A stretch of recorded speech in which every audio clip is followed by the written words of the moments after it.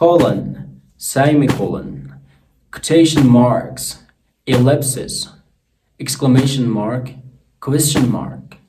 Do you know what are these and when to use them?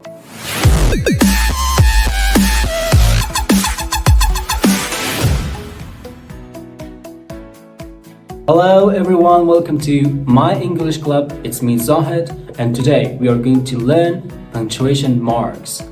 And we are going to cover 13 most common punctuation marks in this video. But before that, do you know what is punctuation mark? Here is the definition of punctuation. Punctuation is a set of standardized marks used in writing to indicate the overall structure of written text and clarify the meanings of sentences. Well, now let's learn some common punctuation marks in English. Of course, there are so many punctuation marks in English which I can't cover them all in this one video, but I'm going to cover 13 most common ones which are going to solve 95% of all your writing problems. So let's get started from the very first one, which is period. The very first punctuation mark is this one, period or full stop. Full stop is used to indicate the end of statements or declarative sentences. Declarative sentences are making statements. For example, I go to school. So if you want to indicate the end of this statement or this sentence, you have to put a full stop at the end. I go to school with a period at the end. Another usage of period is with abbreviations. For example, Dr. Smith. In here, we abbreviated doctor to DR, and after that, what we have to do is just putting a full stop or a period to correctly write it according to writing rules. Doctor and full stop, and after that the name Smith, Dr. Smith. Exclamation mark or exclamation point. This is used at the end of exclamatory sentences. Exclamatory sentences are making strong emotions. They are indicating emphasis or surprise. For example, you can say, "What a beautiful sunset," or you can simply say, "Wow." These are all exclamatory sentences which are followed by a exclamation mark. Okay, it's now time for this mark. Do you know what is this? This is a comma. A comma is used to separate items in a list. For example, you can say, "I need to buy some fruits like apple, orange, kiwi, banana, and watermelon." These are all the items from the fruit list. For separating them, you are about to use what? A comma. So comma is used for separating items in a list. Also, a comma is used to indicate a pause during writing, and also it is used to join two independent clauses. Another mark is colon. Colon is used to introduce a list or explanation or even quotation mark. For example, you can say, "She shouted, I won." The ingredients for the recipe are flour, eggs, water. Okay, it's now time for this mark. This mark is called semicolon.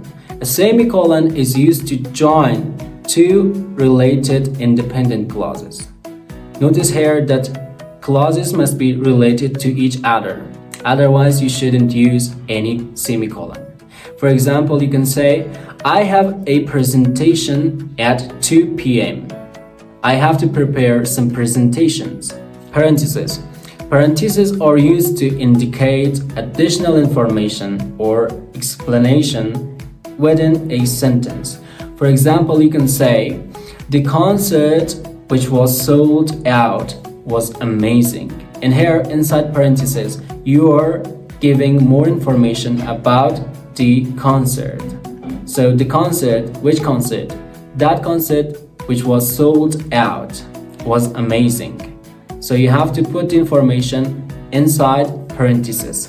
We have come far away, and now it's time for this mark, which is called dash. A dash is used to indicate an interruption or a sudden break in a sentence. For example, you can say, she wanted to go to Paris, but her flight was cancelled. Now time for these three dots. Do you know the name? These three dots are called ellipses. Ellipses are used to indicate the omission of words or a trailing off of thought. For example, you can say, I was thinking if we have to go on a trip.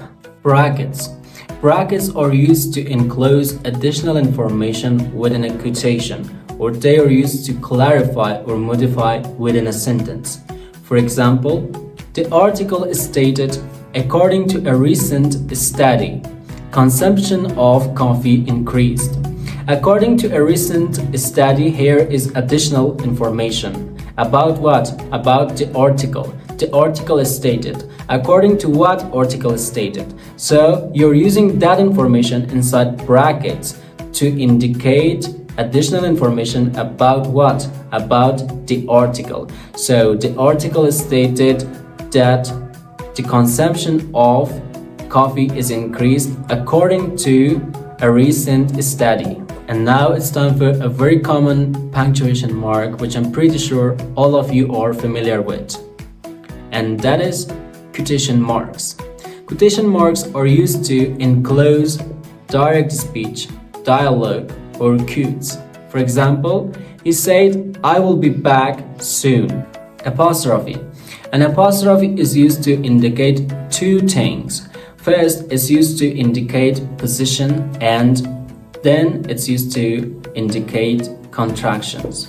For example, you can say, John's car is parked outside. And here, you're showing ownership of the car, who is John. So you're using an apostrophe with S to show that the John is the owner of the car.